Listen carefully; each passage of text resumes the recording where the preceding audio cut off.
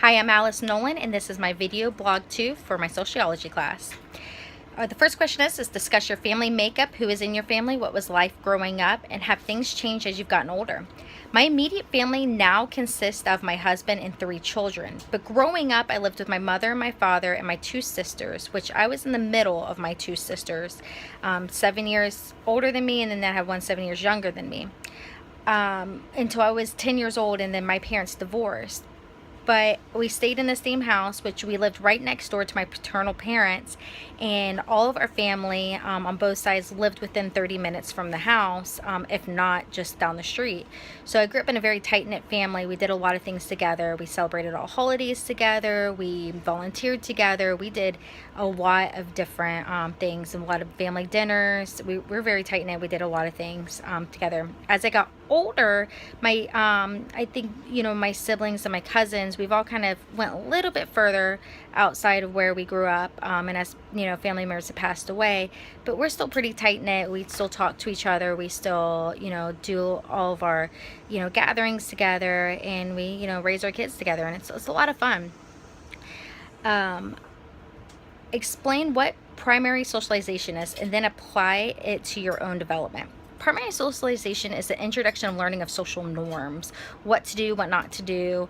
It's done when you are young, and it's usually done within your family or those that you are, raised around, and you spend a long time with. I would say that in my own development, it has taught me to be giving to my community.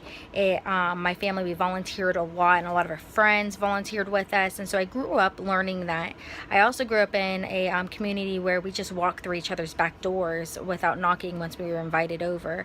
I learned that's not a norm in other places. For example, my husband, when we visit his family, it's more formal. That community is very more formal. Your invitation, you still have to knock on the door, you still have to come in, everything's more formal.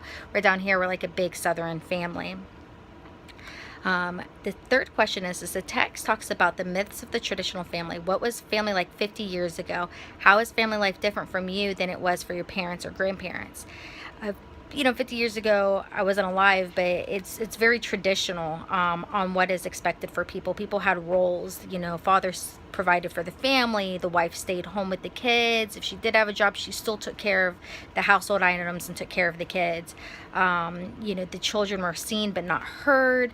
They were, always outside. They were cleaned up before dinner. I mean, everybody had a role. There were certain things that were done. It was done in a certain way. Life is very different now, and it's very different compared to my parents and grandparents. My youngest son had open heart surgery, and when he did, I actually asked my husband to quit his job and become a stay-at-home dad, and to help out with the healing process, and to help with the other 2 kids while I continued working full-time. This wouldn't have happened 50 years ago. This wouldn't have happened by my parents or grandparents. It was very uncommon then, if not at all, that a father was a stay-at-home parent, and the mother worked. Now we go to these teacher conferences and everything. You find a lot of stay-at-home fathers, and it's very more common now than it was before, from like my parents and my grandparents. The next question is, how does popular culture present the family? Talk about shows you watch, music you listen to, movies you have seen which demonstrate the family. Popular culture presents family showing that there are very different kind of families now. Some shows are Modern Family. It shows that there's multiracial families, there's the quote-unquote traditional family, there's same-sex families. There's shows like Sister Wives that show the polygamy families. There's show the Polyamory, which shows polyamorous families, where you have many different layers of love in that, and many different layers of family that constantly changes. There's nowadays, I don't think there's a limit to a family. You have different types of families. You have different types of love that brings in a family, and family can be pretty much anyone anymore. Well, thank you for listening to my blog. Please leave a comment.